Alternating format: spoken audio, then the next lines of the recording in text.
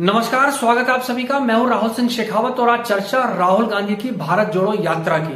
सवाल यह है कि क्या इस यात्रा से कांग्रेस को फायदा पहुंच रहा है, और अगर फायदा पहुंच रहा है तो क्या वो इतना ज्यादा है कि 2024 में वो बीजेपी को हराने में कामयाब हो पाएगी।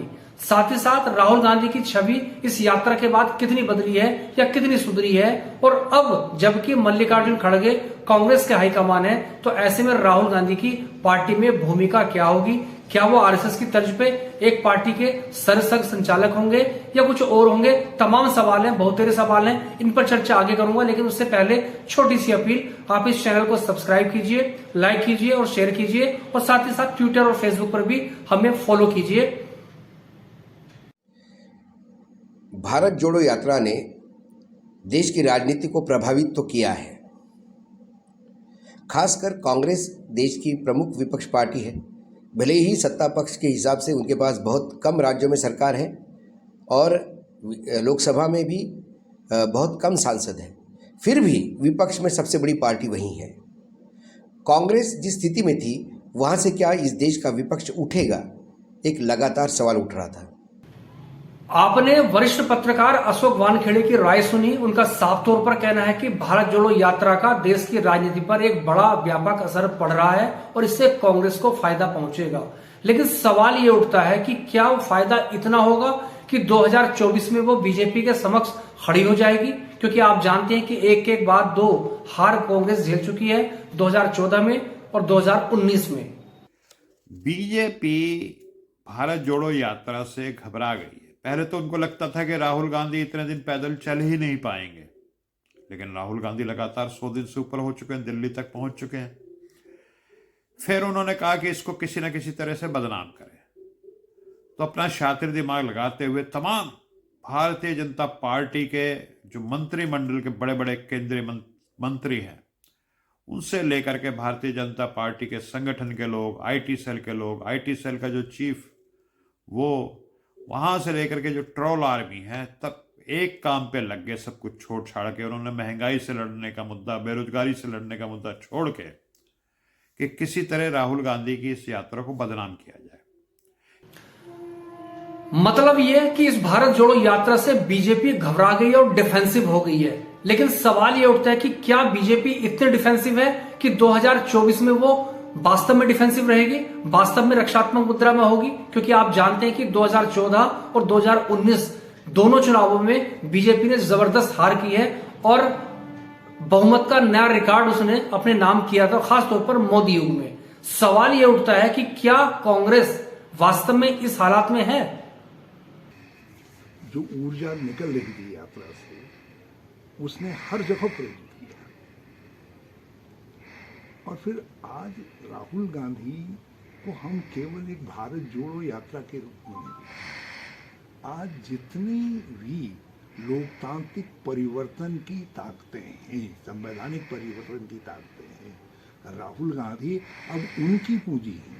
वो अकेले कांग्रेस की धरोहर नहीं है, वो अकेले कांग्रेस की पूंजी नहीं है, वो अकेले कांग्रेस की मशाल नहीं है, सारी परिवर्तन की ताकतों की मशाल है, जिनके पीछे हम सब खड़े होना चाहेंगे। इस हरीश रावत न सिर्फ उत्तराखंड के पूर्व मुख्यमंत्री हैं, बल्कि कांग्रेस के वरिष्ठतम नेताओं में से एक हैं, और कांग्रेस की जो वर्किंग कमेटी है उसके मेंबर भी हैं, पूर्व में केंद्रीय मंत्री भी रहे हैं। तो जाहिर सी बात है, अगर वो कुछ कह रहे हैं तो उस बात के मायने हैं। लेकिन सवाल ये उठता है कि क्या इस यात्रा से इतनी ऊर्जा पैदा हो गई है कि वो वास्तव में 2024 में बीजेपी का मुकाबला कर पाएगी? और साथ ही साथ ये जानना भी जरूरी है कि हाल में दो राज्यों के चुनाव हुए थे, हिमाचल प्रदेश और गुजरात। हिमाचल प्रदेश में कांग्रेस सरकार बनाने में कामयाब हुई है, लेकिन गुजरात में उसकी शर्मनाक हार भी हुई है। अब तक के जितने पुराने कीर्तिमान थे जीत के, वो इस बार ध्वस्त हो गए हैं। तो ऐसे में हमें कितनी उम्मीद करनी चाहिए? राहुल गांधी क्या कांग्रेस का नेतृत्व कर पाएंगे? क्या गांधी परिवार ही कांग्रेस है? लेकिन खड़गे को अध्यक्ष बनाकर और खुद पदयात्रा निकालकर राहुल गांधी ये बताने का प्रयास कर रहे हैं कि वो एक सीरियस पॉलिटिशियन है। उनके ऊपर तमाम तगमे जो थे कि वो नॉन सीरियस है, पार्ट टाइम है, ये भाग जाते हैं विदेश, इनको समझ नहीं है, एक पप्पू है, वो सारी इमेज उन्होंने 3000 किलोमीटर वर्तमान में चल चुके हैं, उससे तो सारी धो दी है।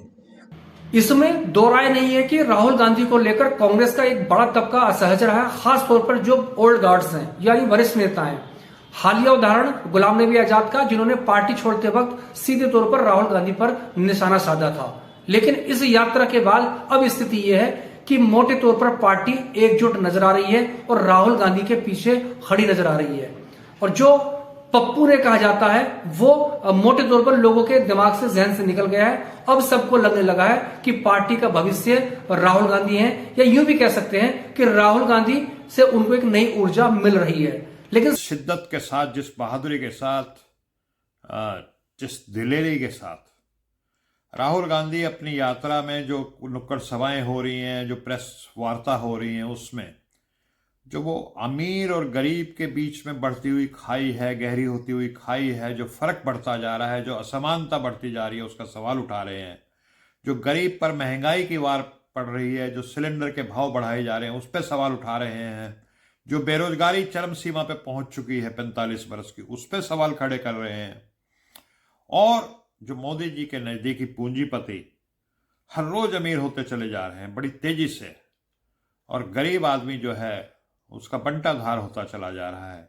इस बात को राहुल गांधी बहुत ही बेबाकी से और बेखौफ तरीके से उठा रहे हैं, और इससे उनका राजनीतिक कद बढ़ा है। इसलिए राहुल गांधी जी की भूमिका को आप बड़े परिप्रेक्ष्य में, बड़ी चुनौती के परिप्रेक्ष्य में देखिए। आज देश के सामने बहुत ही गंभीर सवाल यह है कि आज़ादी के मूल्यों और मान्यताओं का हिंदुस्तान, गांधी, नेहरू, अंबेडकर की मान्यता सोच का हिंदुस्तान रहेगा या नहीं रहेगा। हरीश रावत की यह बात बिल्कुल सही है कि आरएसएस और बीजेपी नेहरू गांधी की विरासत पर हमले तेज कर रहे हैं, लेकिन ये कोई नई बात नहीं है। फर्क सिर्फ इतना है कि आज जब मोदी युग में बीजेपी प्रचंडतम बहुमत के साथ केंद्र की सत्ता पर काबिज है, तो संस्थागत और सुनियोजित तरीके से वो इस काम को अंजाम दे रहे हैं। लेकिन ये सवाल भी कांग्रेस से पूछे जाएंगे कि जब वो ये काम कर रहे थे तो आप उसका जवाब देने की स्थिति में क्यों नहीं थे। बहरहाल आज की बात करें तो राहुल गांधी की भारत जोड़ो यात्रा उस नैरेटिव का काउंटर करने में कहीं ना कहीं सफल जरूर नजर आ रही है। हालांकि राजनीतिक फायदा इसका कितना होगा, चुनावी तौर पर इसका कितना फायदा होगा, उसके लिए आपको 2024 और उससे पहले 9 या 10 राज्यों के विधानसभा चुनाव के परिणामों का इंतजार करना पड़ेगा। कांग्रेस से लोग जुड़ रहे हैं। जिन राज्यों में कांग्रेस का डीएनए था वहाँ फिर वर्कर एक्टिव हो गया है। उसे लगता है नहीं, राहुल गांधी एक सीरियस पॉलिटिशियन है। राहुल गांधी ने उठाए हुए तमाम सवाल 2014 से लेकर आज तक के, वो सवाल सरकार के सामने भीषण समस्या, देश के सामने भीषण समस्या बन के खड़े हो गए। लेकिन जब उन्होंने वो सवाल उठाए तब लोग हंस रहे थे। राहुल गांधी को पप्पू बनाने में कांग्रेसियों का भी बड़ा योगदान था। राहुल गांधी की पदयात्रा ने वो तमाम कांग्रेसियों को भी आंखें खोलने के लिए मजबूर कर दिया, और सब एक लाइन में राहुल जी करते हुए नजर आते हैं। इसमें कोई दो राय नहीं है कि 2014 और उसके बाद 2019 में जिस कदर मोदी युग में बीजेपी की प्रचंड जीत हुई है या एक तरफा बहुमत मिला है, उसके बाद यह सवाल खड़ा हो गया था कि क्या कोई पार्टी अब उनको हरा भी पाएगी या नहीं हरा पाएगी। और ठीक यात्रा से पहले एक मनोस्थिति विपक्षी पार्टियों की रही है, उसमें कांग्रेस भी शामिल थी।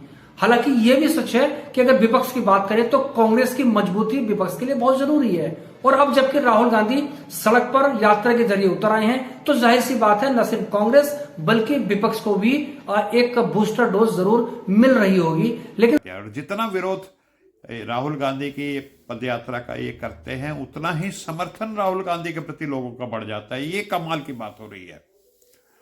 और उसके बाद बोला राहुल गांधी सिर्फ चर्च में जाते हैं, तो वो भी सबने देखा कि राहुल गांधी तो मंदिर में भी जा रहे हैं, मस्जिद में भी जा रहे हैं, गुरुद्वारे में भी जा रहे हैं, चर्च में भी जा रहे हैं, जो भी धार्मिक स्थान है वहाँ जा रहे हैं।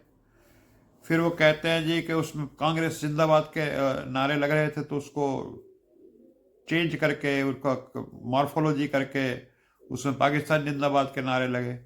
लेकिन ये सब बातें झूठ साबित हो चुकी हैं, और बीजेपी को इस समय समझ में नहीं आ रहा कि वो करें तो क्या करें। या आरएसएस की सोच का हिंदुस्तान बने। बिल्कुल। तो इन दो हिंदुस्तानों के बीच में जो है, हम जिस हिंदुस्तान की कल्पना कर, जिस हिंदुस्तान पर विश्वास करते हैं, उस रास्ते पर ले जाने की क्षमता केवल राहुल गांधी के पास है। और इसलिए जितनी लोकतांत्रिक पार्टियां हैं जिनमें बड़े बोले आपके लोग भी सम्मिलित हैं, इनको राहुल जी के पीछे। राहुल गांधी जो नैरेटिव मोदी युग में बनाया गया है उसका जवाब देने की कोशिश वो कर रहे हैं। राजनीतिक तौर पर उसका कितना फायदा होगा 2024 का या इस साल में होने वाले 9 या 10 विधानसभा चुनावों का इंतजार करना पड़ेगा। जो परिणाम आएंगे उसमें वो परिलक्षित होगा। लेकिन ये बात जरूर है कि राहुल गांधी की जो छवि थी इस यात्रा के बाद दिनों दिन बदलती जा रही है और आज वो प्रभावशाली और एक हौसले के साथ लोगों के बीच में जा रहे हैं, लोगों से मिल रहे हैं, लोगों से बात कर रहे हैं और उनकी जो छवि है वो बदली बदली नजर आ रही है। लेकिन ये बात अपनी जगह है या ये सवाल अपनी जगह है कि अब उनकी पार्टी में भूमिका क्या होगी।